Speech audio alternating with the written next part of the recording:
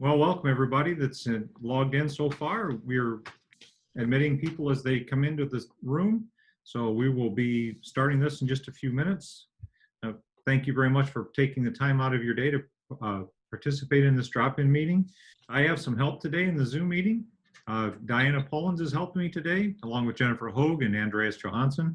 I appreciate their help, and we'll get started in just a few minutes. Thank you very much. It's welcome to our transportation drop-in meeting. I will be sharing my screen to cover material. Our task force, I want to say, did a fantastic job creating guidance for all of our school districts to have individual plans. It's been really impressive to be part of this group of 29 individuals that helped with this. This conference is being recorded. Look for it to be up next week sometime. One thing I know you've probably been there, and if you haven't been there, I want to take the time now to go to the transportation during the pandemic. We have put some resources together for school transportation in Ohio, and this work has been done by the OSBA School Transportation Task Force. These 6 subtopics that our groups worked on, there's a lot of overlap in these topics. So if you think you're seeing it again, or you think that it's a mistake, that overlap was planned because we know that there's a lot of different considerations that need to be taken into account for starting or changing or being flexible. And I want to share something Pete gave me yesterday. He said that, and it really resonated with me being a former transportation supervisor. He said, being flexible is not waiting to plan. It's having different plans that you can pull out and use at any time. So in this process of our task force, they've created a lot of guidance here, and a lot of multiple plans can be created out of this guidance. So if you have some individual questions and you want to contact them, their names are on these groups. So please feel free to reach out. They've said that they would be willing to help people also. Contact us. We're more than willing to help. Thank you very much for the task force. Again, thanks seems to be a word that doesn't completely convey how much we appreciate what they've done. This conference has maxed out. We've had 300 people register for this conference today. All the microphones are turned off, and the chat field's being monitored. Diane is doing that this today. I really appreciate her help. So she will be speaking up when there are things for me to look at, to review, and questions. We will attempt to review the questions in the chat. But one thing Pete and I are going to work on is creating a list of questions that should also be posted next week, questions that came up. We know that this has been a really trying time, and we are trying to help districts as much as possible with this guidance. When you go through our guidance again, just know that there is not a master plan to follow. The guidance and the sections can be put together and arranged so it can fit any district's needs. And the task force did an absolutely fantastic job. I can't say enough about them. It was 29 people, transportation administrators and professionals that came together to work on this. Their reports are recommendations for the school startup.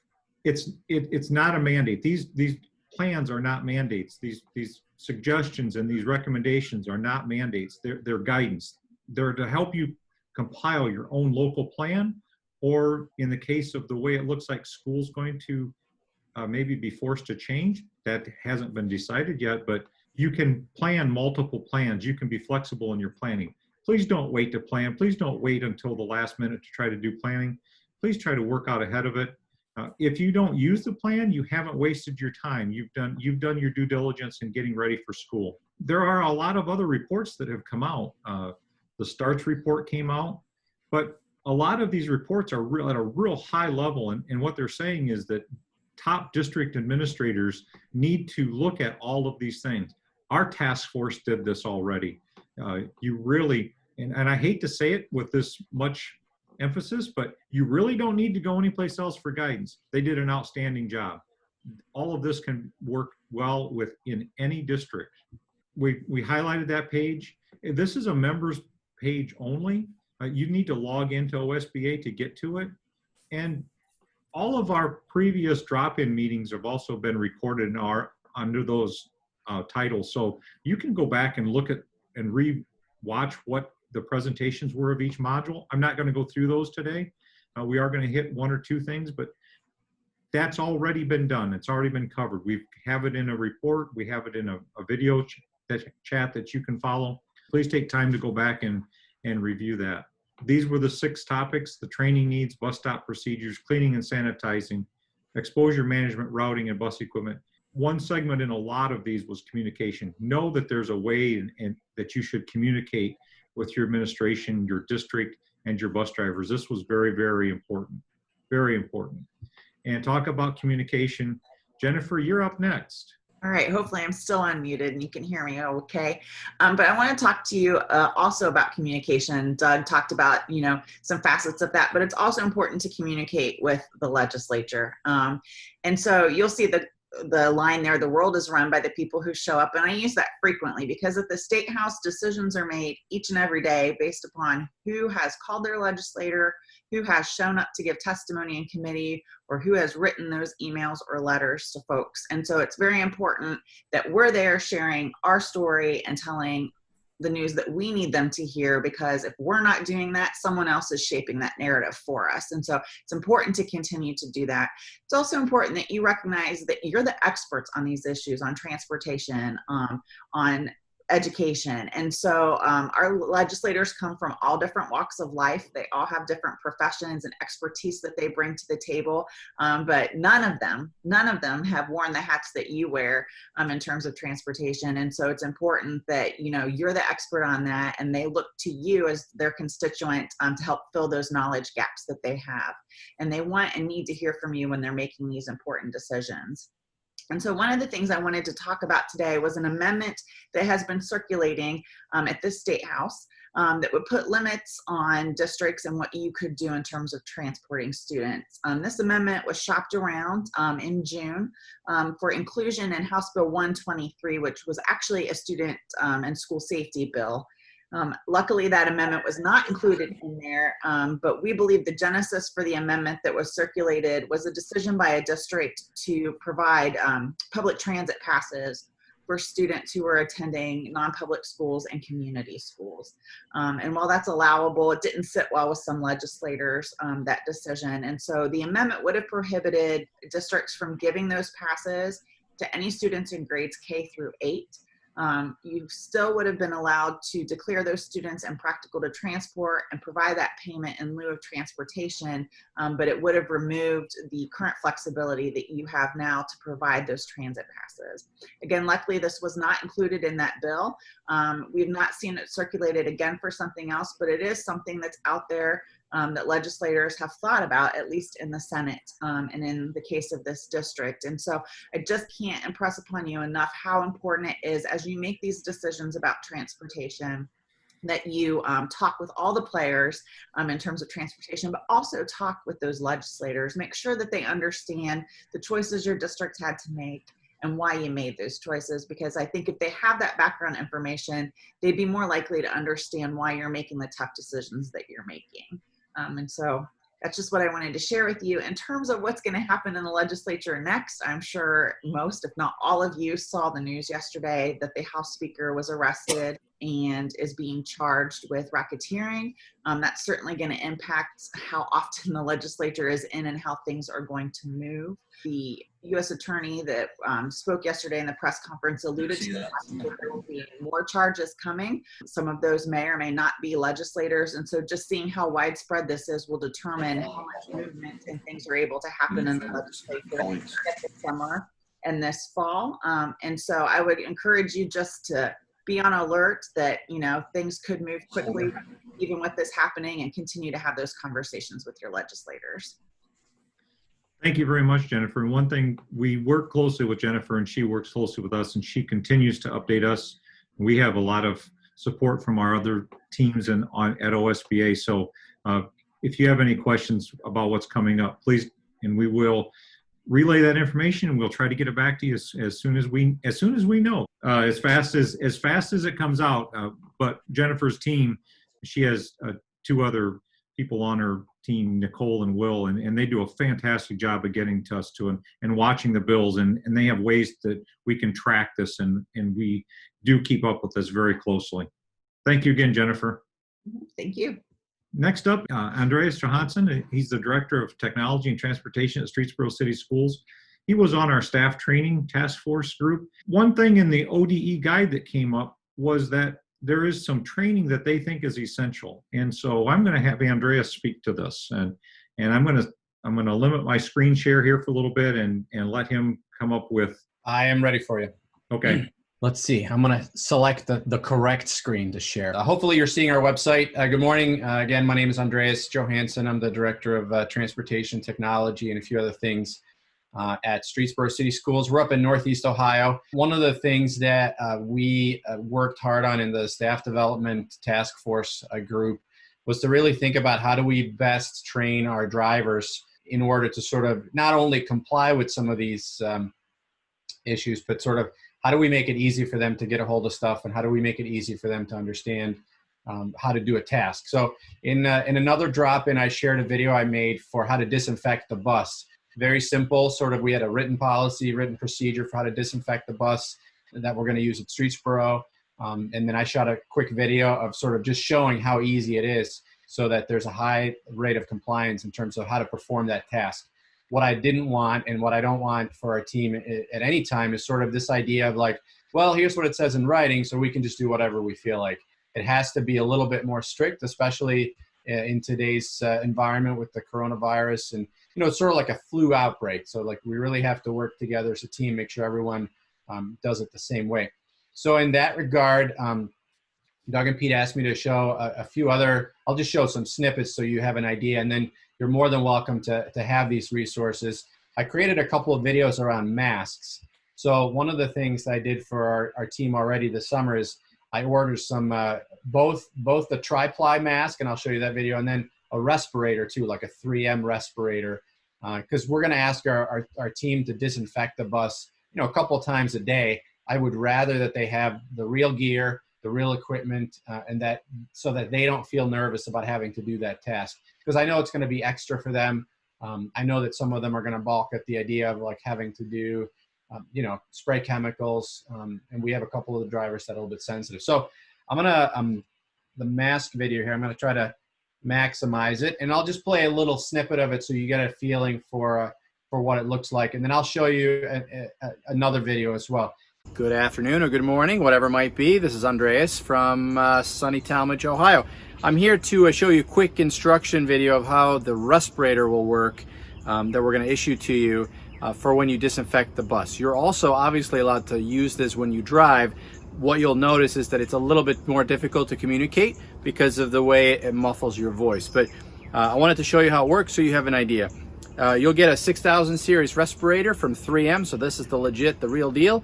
It has a silicone seal. Seals very tight to your face. Should be no problem. And then with it, you're going to get some P100 filters. I know they look crazy in pink. They attach to the mask. Here's how that works. Step one, they have what's called a bayonet fitting. So they kind of only go on in one way, and they go in a clockwise fitting. So you line up, there's little grooves in the filter, and there's little knobs on the mask itself. So you kind of push in and then rotate clockwise, and you do the same thing on both sides so that they go on. And then to take off, you do the other way. So that's what the filters look like on there. To adjust the mask, you have two pieces. You'll notice that there's sort of a head piece that goes around your head, and then there's a neck strap that makes it extra tight. So here's what it looks like when I don mine or put it on. So first I'm going to put it on to my face, put this one behind me, and then tighten up the mask. And you'll notice that it's hard to hear me, but I have a tight seal.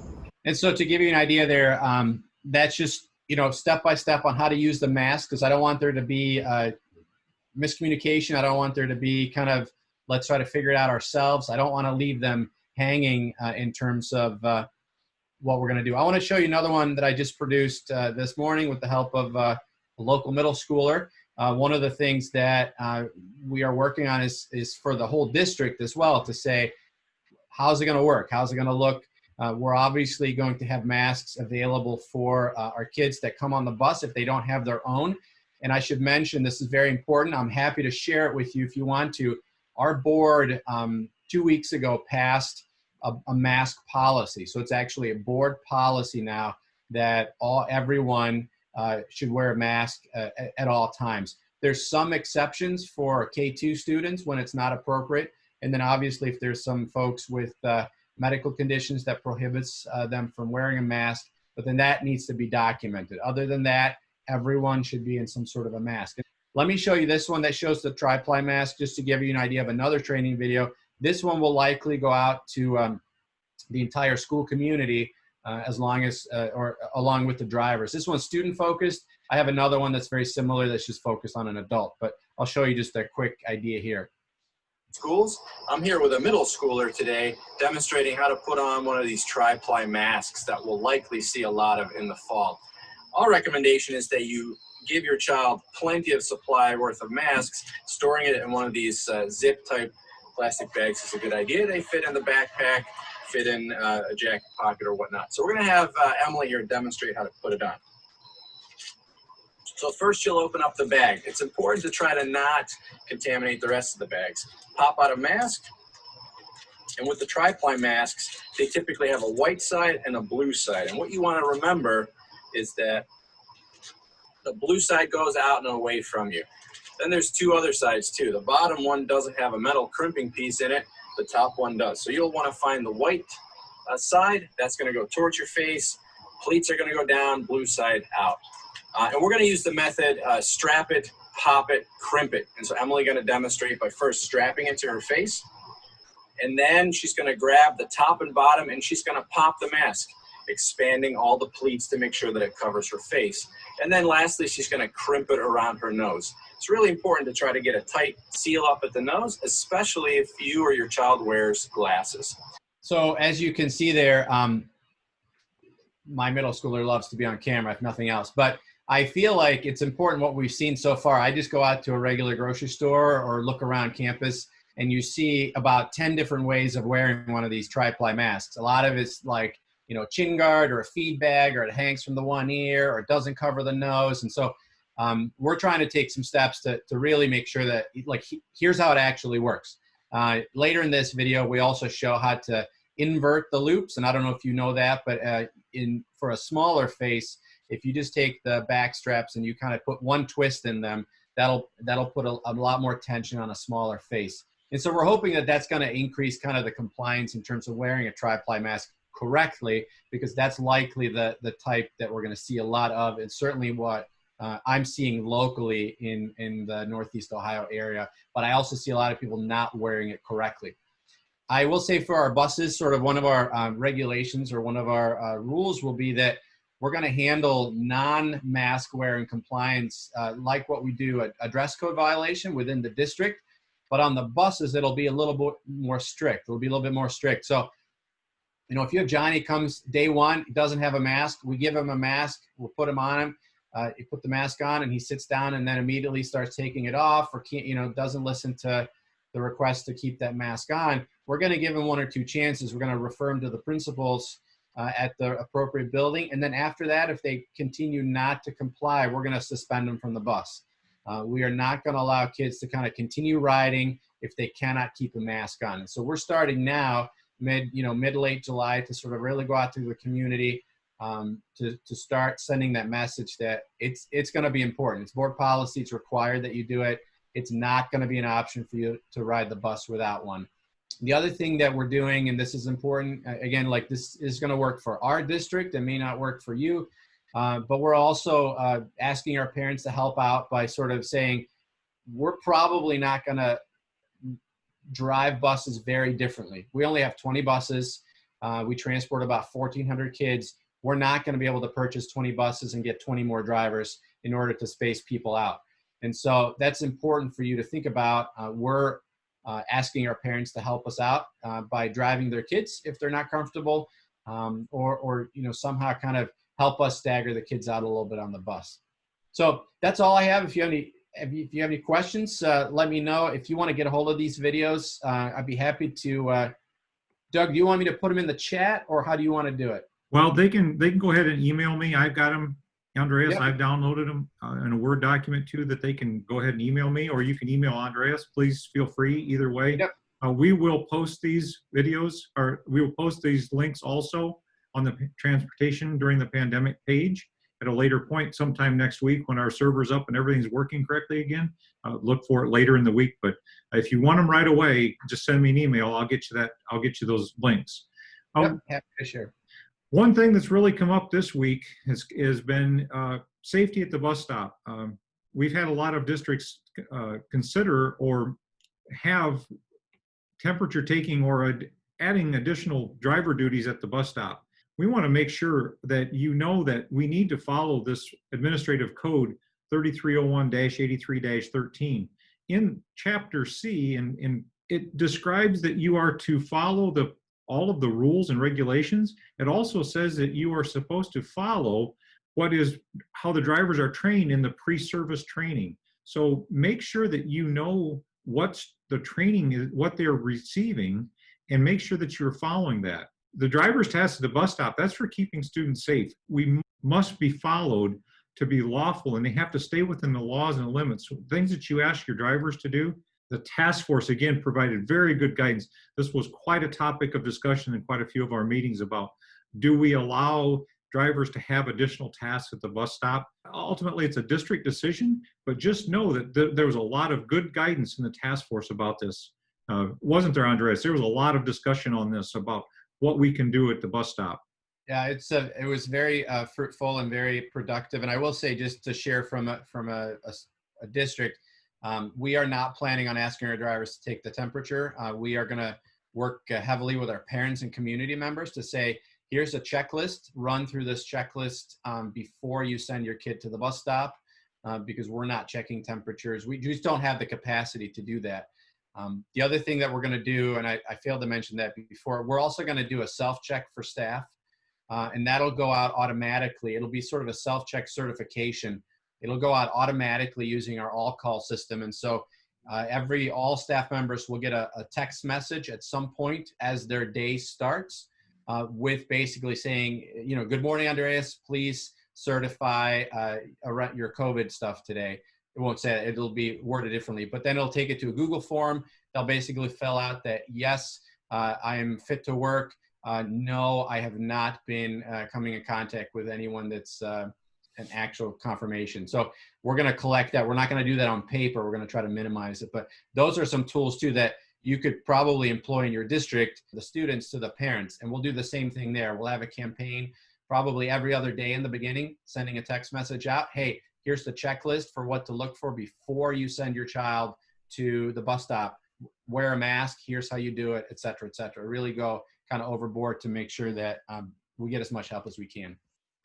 That was the premise for most of the talk in our task force, is how much communication we're going to have to do, and how important it's going to be that we communicate with our drivers, we communicate with our parents, and we have the communication with the students. That pretty much wraps up what we've covered with the task force. I do have some other updates that I wanted to share. The clearinghouse, that kind of got set aside when we went into the shutdown for the COVID. But one of the things that has come out just this last week is that the clearinghouse queries, they're actually on a 12-month rolling basis. So perform that background check or that query on every driver once a year. But if you do it today, you don't have to do it again until next year at today. So that's a rolling 12-month basis. And limited query satisfies the annual query requirement. You do not have to do full queries on your drivers. Full queries must be conducted before hiring a driver for the safety sensitive functions. And that is where the electronic consent is required. So drivers that you're going to perform a full query on, they're the ones that have to be registered. The T2 is coming up. We want to make sure that you're collecting all your special ed costs. Include any costs that you incurred during the pandemic closure. These are still costs that you incurred. And your labor costs have continued in accordance with revised code 3319.081.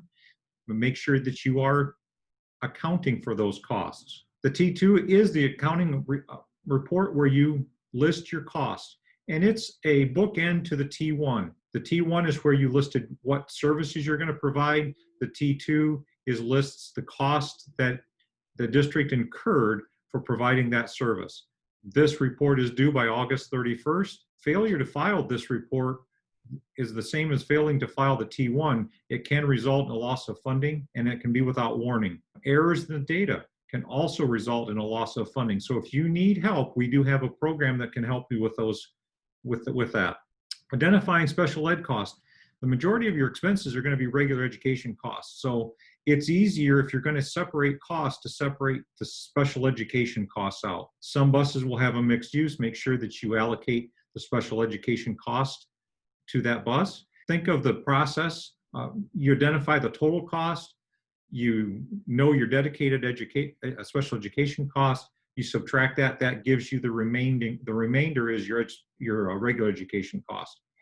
Those costs are to be reported accordingly. One other mistake that we see from time to time, and this is one thing that we do check very closely, is the miscellaneous data page. We see districts forget or fail to put in the number of special education students that were transported during that year. And that line item that says should match the T1 has now been removed from the T2 report. So whatever special ed students, however many you service with transportation, make sure that you know that number.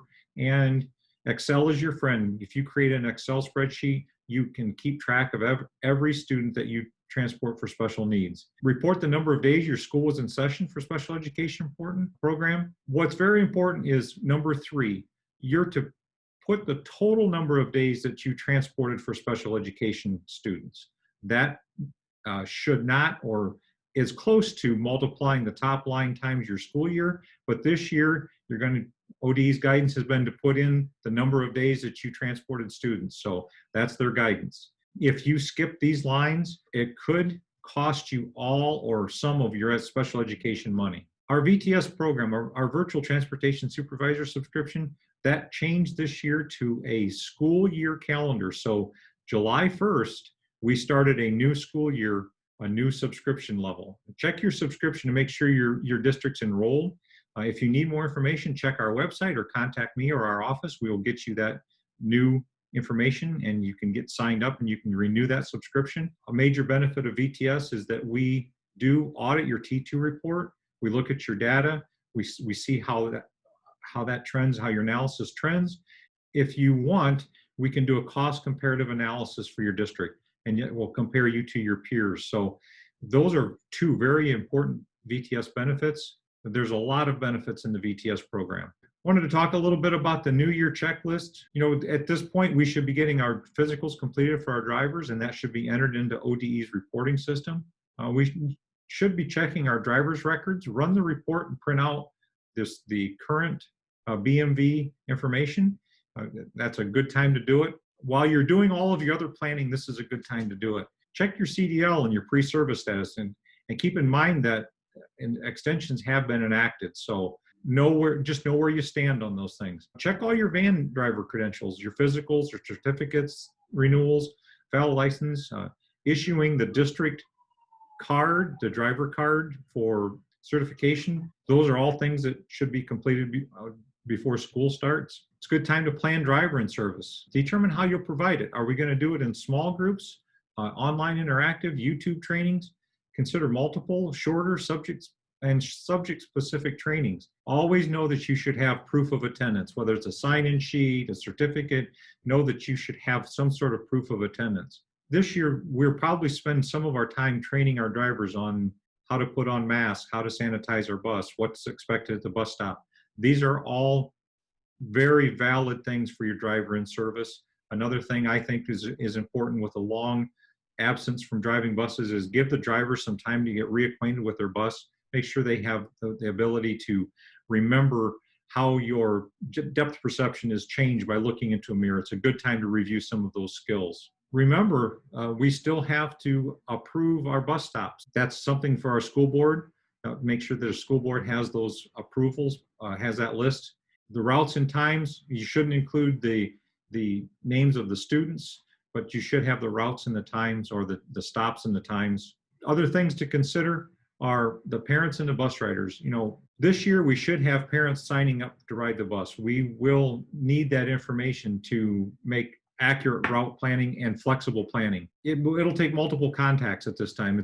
We do suggest doing this at the end of school year knowing who's going to ride next year, but without the teachers' help and without the district administration, it's a little more burdensome for the school transportation department. And you should include a way for a ride status to change during the year. There's going to be something that there's going to have to be flexible planning. So make sure that you are including that information. Prepare a bus information mailer, or if it's email or a actual letter that goes out.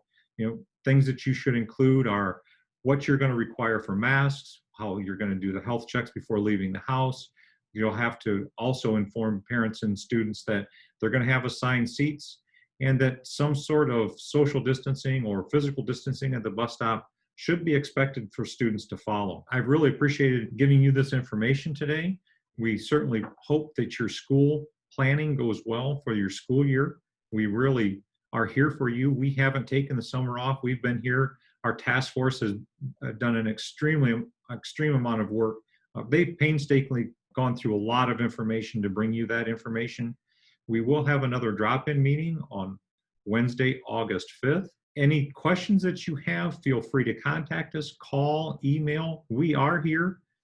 Thank you very much. I do appreciate your attendance. Recording will be posted online sometime next week. Again, have a great start to the school year, and thank you very much for all of your efforts in planning and being flexible. And if you again, as always, if you have any questions, feel free to contact us. Diana, did we miss anything? Is there something that I think there was an announcement that we were supposed to make, wasn't there? We'll just want to make sure that those of you that have not registered for the MTA year, you might want to get that into me. First class is coming up September 16th, and it'll be here before you know it. So get those forms into me so I can get y'all registered. Looking forward to seeing you in the fall, hopefully. Yes, it's right. It's very different not seeing your faces. We really miss the interaction, the in-person interaction that we have with you. Again, thank you to Jennifer Hoag and Andreas Johansson for today. And Diana, thank you very much for all of the work behind the scenes that you did today. Watching all of the screens that you had to watch, I really appreciate it. Thank you very much.